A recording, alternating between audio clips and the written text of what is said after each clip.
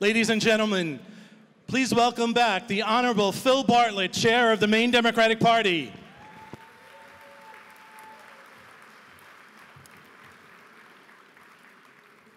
First of all, let me just say those young people are so inspiring and make me want to keep doing this work. First, let me thank the Androscoggin County Democratic Committee, the hardworking staff here at the Coliseum and at the Maine Democratic Party, and the City of Lewiston for hosting us this weekend.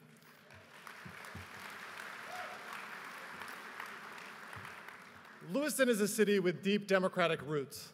It's a city and a community built by blue-collar Mainers, folks who were born here or who came here to find good-paying jobs, to provide for their families, and to make sure their children had opportunities like a good education that their grandparents never would have dreamed were possible.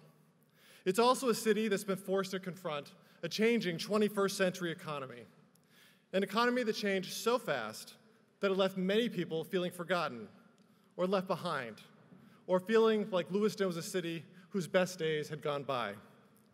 But thanks to the people of this city, people who've put in hard work day in and day out, who've opened new businesses and revived vacant downtown storefronts, people who've welcomed new Mainers with open arms.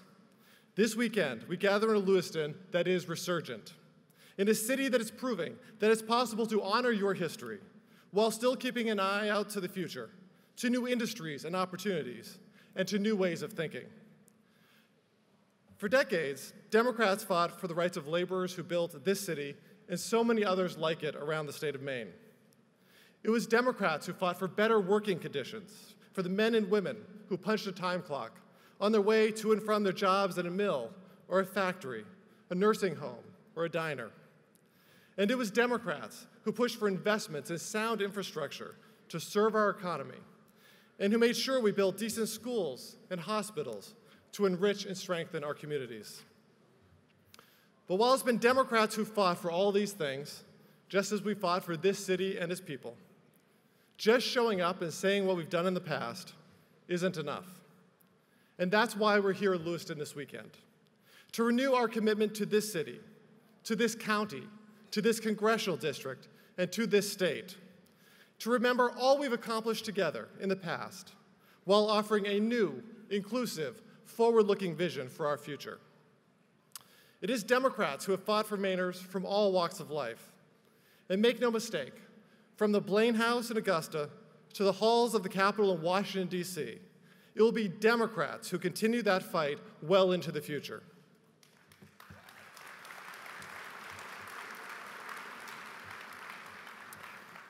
When I first became chairman of the Maine Democratic Party after the 2014 election cycle, it wasn't exactly a happy time for most of us.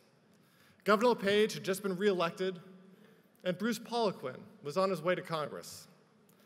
While we retained control of the Maine House, we lost control of the Senate, and the U.S. Senate joined the U.S. House under Republican control. We didn't have much to feel good about. The following cycle, in 2016, we made some gains. We gained control of the Maine House and gained ground in the Maine Senate, falling just shy of retaking the majority. Mainers voted to raise the minimum wage, to legalize marijuana, and to enact ranked choice voting. We delivered the state for our presidential nominee, but Bruce Poliquin was reelected, and Donald Trump won the 2nd Congressional District. So we made some progress, but it wasn't nearly enough. And now, we join together at a time when our state and our nation seem more divided than ever.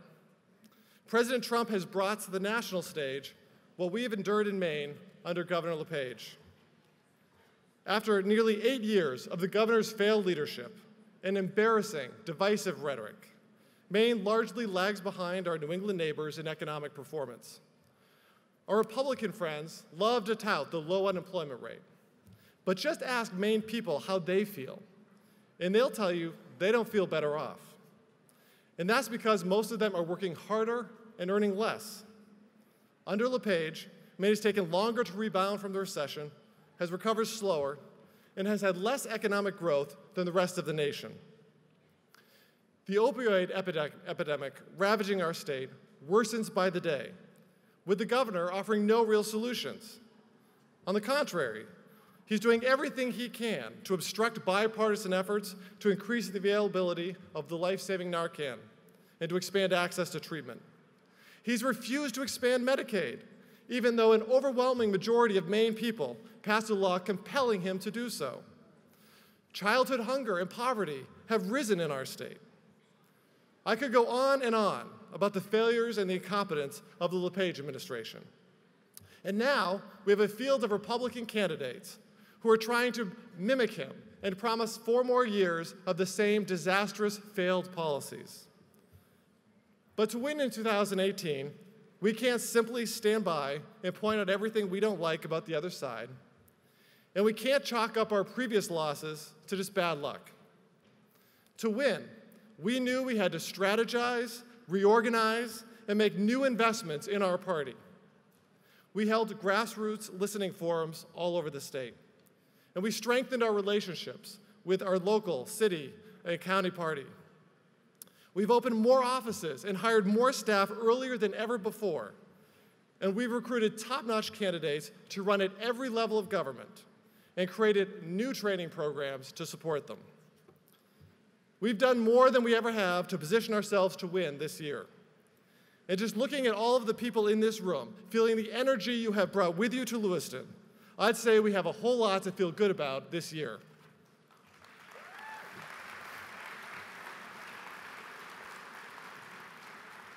So now, in 2018, I'm here to tell you that victory starts here with each of us. Let me tell you a little bit about how I came to believe so deeply in democratic values. I'm from Gorham. My family's from Oxford County, where I spent a lot of time growing up. My mother's father was an oil delivery man, and her mother worked in a shoe factory. Despite having 4 children and not much money, they took in their nephew when his parents died and raised him as their son. My father, he was the youngest of 9, and while his mother stayed home, his father drove from Oxford County to Bath Iron Works every single day, rain or snow, where he worked as a welder to support his family. When his children needed shoes, my grandfather would trace their feet on cardboard paper and cut it out and take it to the shoe store. College was never an option for my parents. My dad got a position at the Defense Intelligence Agency during the Vietnam War, and he got valuable training that led to a long career at Nissan Baking Company. My mother's first job out of high school was working as a secretary for Margaret Chase Smith.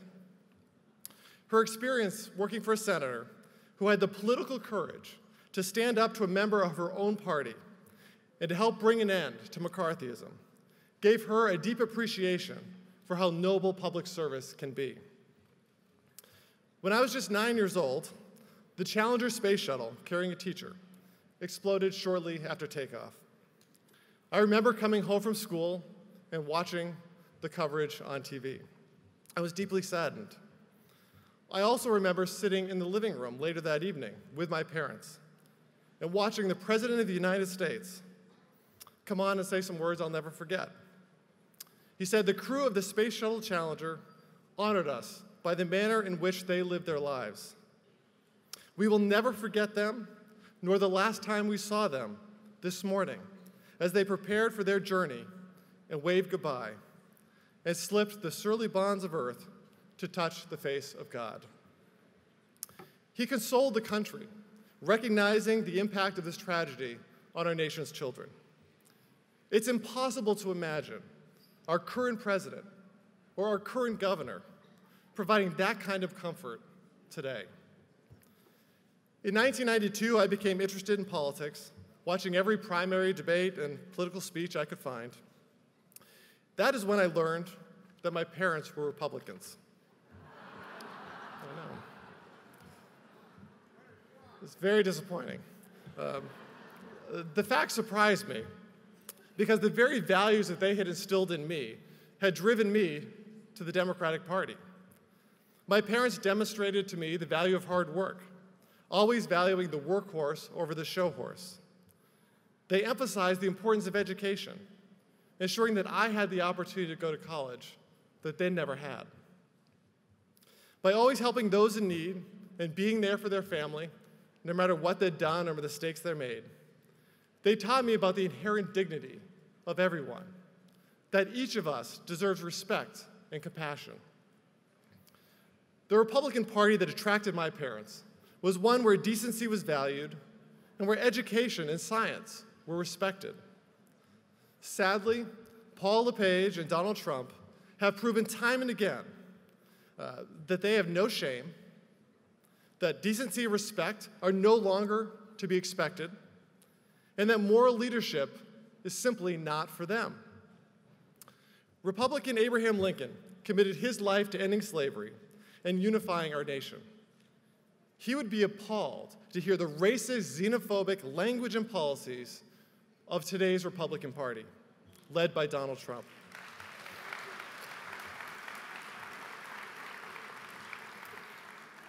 Margaret Chase Smith would be dismayed that today's Republican leaders are unwilling to hold President Trump accountable in any meaningful way, or that Maine Republican leaders not only refuse to condemn the hateful rhetoric by people like Paul LePage, Larry Lockman, and Nick Isgro, but instead they invite them and highlight them at their convention. So why am I spending so much time talking about Republicans here today? Well, to me, it's to demonstrate the importance of the values. The values are the very fiber of who we are as individuals and what we stand for as a party. Today's Republican Party has demonstrated that they value party loyalty above the common good. They value tax cuts for the wealthy so much they'll overlook any misconduct by the president.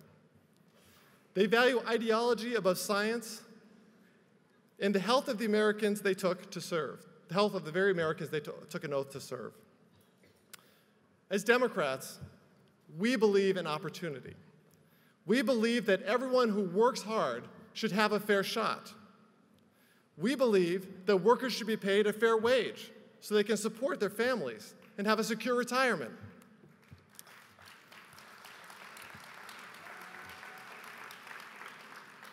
We believe that everyone should have access to affordable, quality health care because no one's life or health is any more valuable than anyone else's.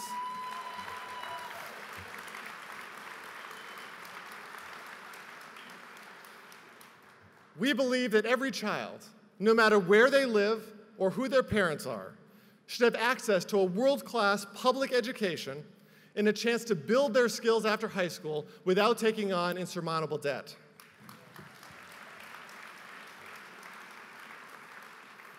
We believe that every generation deserves safe drinking water, a healthy environment, and a clean, renewable energy future.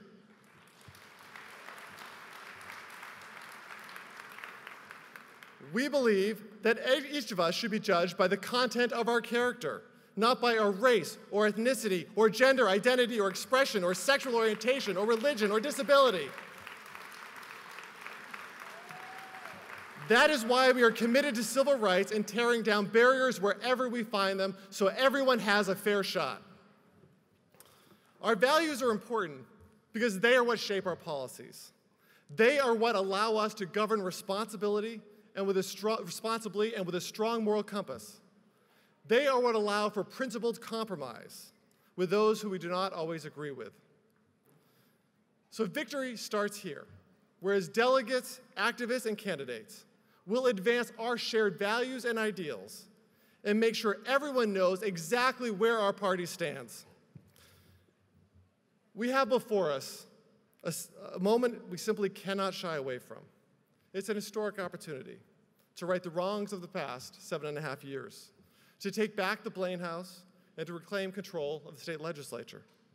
We have the chance to send Democrats to Washington as a part of a new majority to take on Donald Trump.